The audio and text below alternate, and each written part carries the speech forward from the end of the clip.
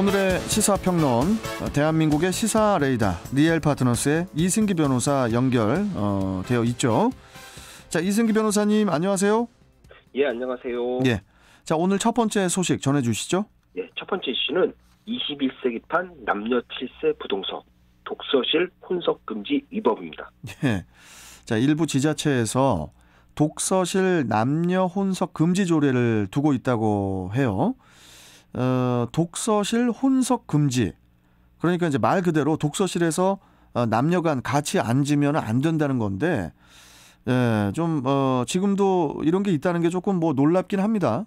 예, 저도 이번에 처음 알게 됐는데요. 이 충남을 제외한 전국 16개 지방자치단체가 바로 이번에 이 문제가 된 이 남녀 혼석 금지 조례를 다 두고 있었다는 겁니다. 이게 중고등학교도 남녀 공학이 있는데 왜 유독 그 독서실만 남녀가 같이 있으면 안 된다는 건지 조금 이해가 안 되긴 합니다. 예, 그러니까 이제 21세기판 남녀 7세 부동석이다라고 볼 수 있는 거죠. 자, 그런데 이번에 이런 남녀 혼석 금지 조례가 위법하다는 대법원 판결이 나왔다고 하는데 어떤 내용입니까? 예, 먼저 사건 내용을 보면요. 전북 전주에 있는 한 독서실 운영업체가 지난 2017년 독서실을 열고 이제 교육 당국에 등록을 했습니다. 네. 근데 전라북도의 이 조례에는 그러니까 독서실 열람실에 대해서 남녀 좌석이 구분되도록 배열하라라고 규정이 되어 있는데요. 이 교육청의 현장 점검 결과 이 회사가 운영하는 독서실에는 이 남녀가 뒤섞여 있었고요. 그러니까 이제 교육청에서는 곧바로 이제 교습 정지 처분을 내렸습니다. 네. 그러니까 독서실 문을 이제 닫게 한 거죠. 그러니까 이 해당 회사가 이 교습 정지 처분이 위법하다라는 행정소송을 제기했는데요. 결국 교육청의 처분이 위법하다 혹은 위법하지 않다 이 부분을 판단하려면 그 전제로 남녀 혼석 금지 조례가 위법한지 여부를 따져봐야 되는 겁니다. 그래서 이 부분에 대해서 이제 교육청과 회사 간 다툼이 벌어진 겁니다. 네. 그런데 1심 재판부에서는 이 회사의 손을 들어주면서 교습 정지 처분을 취소했지만 2심, 그러니까 항소심 법원에서는 남녀 혼석이 이 주변의 학습 분위기를 해칠 수 있다라고 하면서 이 교습 정지 처분이 적법하다라고 이제는 판결을 한 거죠. 예. 그리고 이번에 그 대법원에서 최종 판결이 나온 거죠? 예, 이번에 대법원이 이제는 1심과 2심의 이 서로 다른 판결을 이제 정리를 해줬습니다. 예. 근데 먼저 이 교육청 측에서는 이 열람실을 남녀 혼석으로 하면 이 면학 분위기가 흐트러질 수 있고 또 열람실이 24시간 운영이 가능하다 보니 이 성범죄 가능성도 높다라고 하면서 남녀 혼석 금지는 최소한의 안전 조치 이런 취지의 주장을 했습니다. 네. 하지만 대법원은 이 학습 분위기는 이 남녀가 아니라 같은 성별끼리 있어도 언제든 이 저해될 수 있다라고 하면서 이 남녀 좌석을 구분해 면학 분위기를 조성한다는 것은 이 정부가 독서실 운영자와 이용자의 사적 영역에 너무 깊이 개입하는 것이니 이제 위법하다라고 했고요.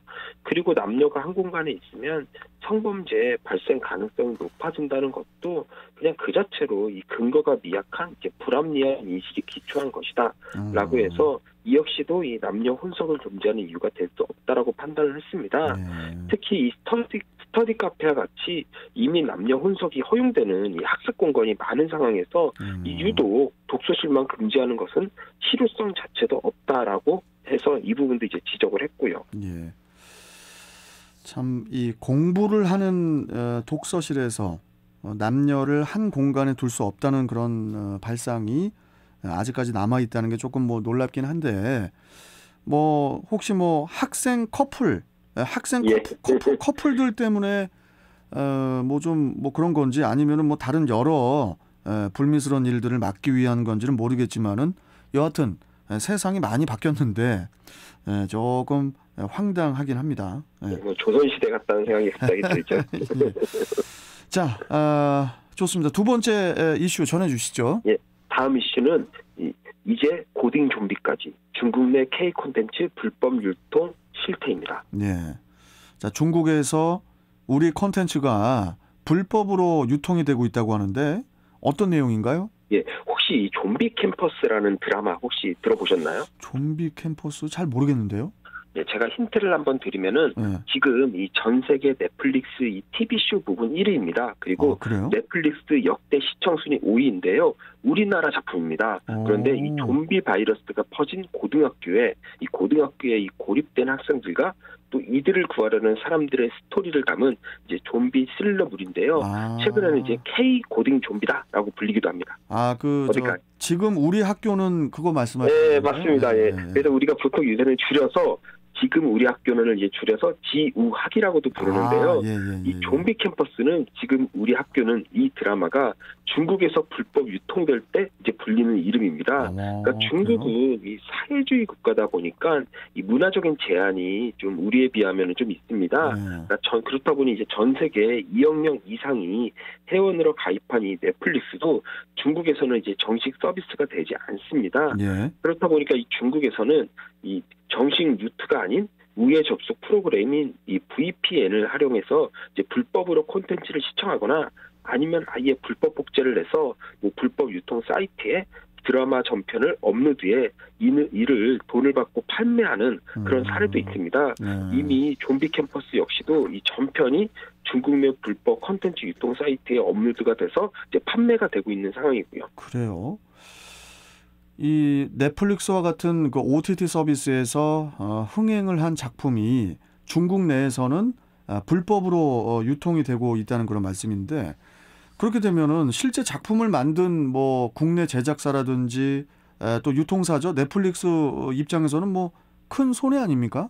뭐 당연하죠. 말 그대로 힘들게 만든 작품이 공짜로 유통이 되고 있는 겁니다. 그렇죠. 이 중국에서 서비스가 안 된다 할지라도 나중엔 중국 내 방송국에 정식으로 판권을 팔아서 이 방영을 할 수도 있는 거고, 그게 아니어도 뭐 DVD나 뭐 이런 2차 저작물 형태로 해서 중국에서 유통을 해서 수익을 얻을 수 있는 건데, 이렇게 불법으로 유통되면 이제 그마저도 어려워지는 거죠.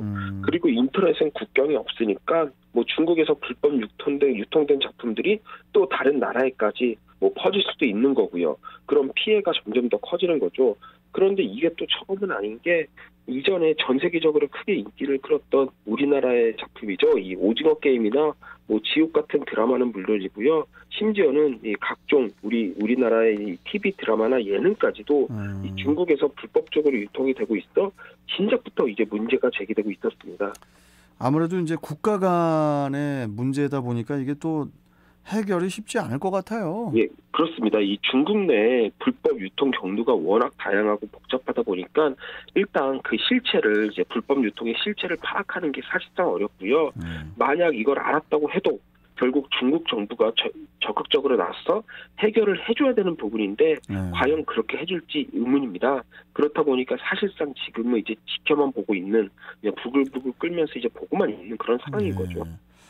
뭐 최근에 동계올림픽에서 한복 공정 논란에 또 뭐 판정 논란까지 이어지면서 중국에 대한 우리 국민들의 시선이 곱지가 않은데, 여기에 이제 또 우리가 제작한 드라마를 공짜로 보는 것을 넘어서 아예 불법적으로 판매까지 하고 있다는 게 참 아니 어떻게 우리 양쪽에 있는 나라들은 왜 다 이럽니까?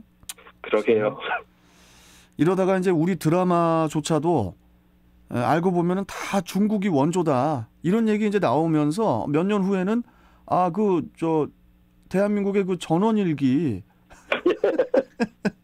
그렇게 그 드라마 우리 거였다, 중국이다 이거. 예, 중국 소수민족의 삶을 다뤘다, 이럴 수도 있겠네요. 아이고 참 이렇게 웃음을 줍니다, 웃음을. 예, 참 허탈한 웃음이죠. 예, 그렇죠. 허탈한 웃음을 주는데 참 좀 정신 좀 차렸으면 좋겠습니다. 예. 자, 좋습니다. 오늘 말씀 여기까지 듣도록 하겠습니다, 변호사님. 고맙습니다. 예, 감사합니다. 네. 자, 시사평론가 리엘파트너스의 이승기 변호사와 함께 했습니다.